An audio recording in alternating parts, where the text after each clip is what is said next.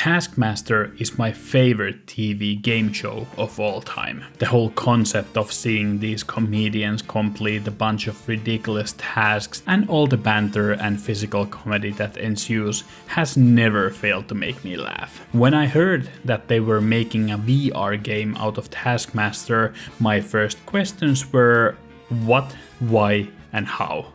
But the more I thought about it, the more sense it started to make. But how did the game turn out? Is it worthy of the brilliant TV show or just a cheap cash grab of a popular thing? Let's find out. Taskmaster VR puts you into the shoes of the contestant in the show and is divided into episodes. You sit on a stage in front of the cartoon versions of the show's host Greg Davies, aka Taskmaster, and his assistant and the show's creator, Little Alex Horn, voiced by their real-life counterparts.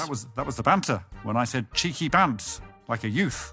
Hilarious. Well done. Never talk again. They do some of their classic dry banter, and then you are transported to the iconic Taskmaster house, and in front of you is an envelope describing your task, and then it's off to the races. After you finish your task, you go back to the studio where Greg throws some vague insults or rare compliments of your performance and gives you a score. Each episode consists of doing 2 tasks at the Taskmaster house and then 1 task at the studio. The game, as it stands currently, consists of 5 episodes, so 15 tasks in total. The most important question is, are those tasks any fun? And luckily, they are. There is a nice variety to the tasks, and most of them utilize the game's mechanics and physics very well. I was impressed how immersive it was to interact with the objects and finding creative ways to complete tasks. From the first task of trying to make a sandwich with only using spatulas, to picking up eggs using a trash picker without using too much pressure that would crack the egg.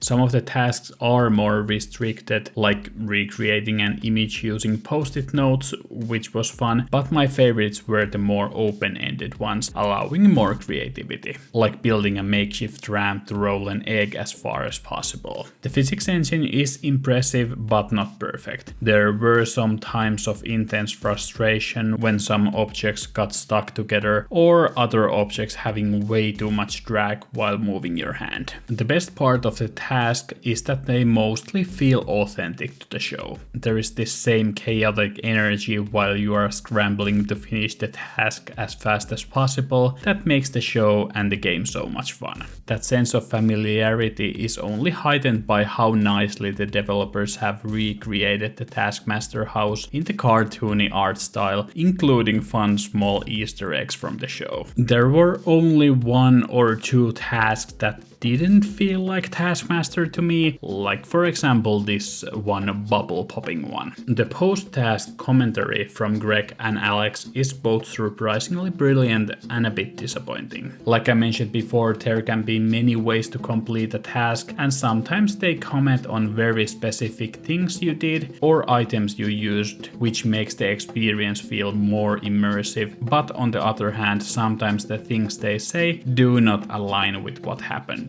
Like them talking how many tennis balls I got into the box, while in reality I only got 1 out of 40. Same thing applies to the scoring, which can be wildly inconsistent, but I guess that just aligns with the show. That was the absolute pits. 0 points. Let that be an end of it. The game is quite comfortable to play with full locomotion, but that obviously changes a lot from person to person, so the game has all the basic comfort features you can expect from a VR game. Teleportation, vignetting, snap turns, etc. The game's performance keeps up nicely and looks decent on the MetaQuest 3. There is some anti-aliasing issues which causes some ugly flickering on edges, and some objects seems to refresh at a slower rate, creating a stuttery feeling, but nothing too bad. I'm also gonna test out the PC version later, and if there is anything worth mentioning, I'll put it in a pinned comment down below. And while you're down there,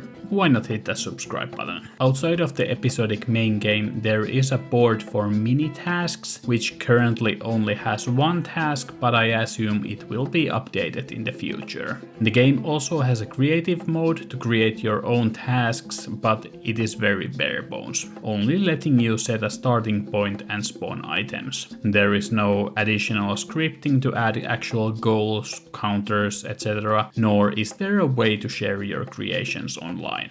It is purely for messing around with objects or creating tasks for local play. And that leads to the core issue of the game currently. It is very light on content. 16 tasks that can be completed in 2 to 3 hours. There is a decent amount of replayability to them by finding new ways to complete the tasks and trying to improve your scores. The developers are promising updates to the creative mode based on fan feedback, but I hope there is also a plan to release more tasks. What is in the game currently is a lot of fun, but for the price of over €20/$, it is a hard sell, and it comes down to how big of a fan of Taskmaster are you. If you fit into the same Venn diagram as me of being a Taskmaster and a VR gaming fan, then the game is definitely worth experiencing. I could also see people who are not Taskmaster fans enjoying it, as few of the tasks are some of the most clever VR gaming I've done, but I cannot recommend it at full price. Overall, I really enjoyed playing Taskmaster in VR, but I wish there was a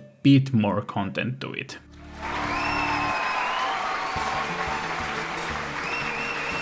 Thank you for watching, and I hope you found the review helpful. I would love to hear your thoughts on the game or Taskmaster in general in the comments down below. And if you enjoyed the video, please consider liking and subscribing as it helps out the channel. Thank you and have a great day.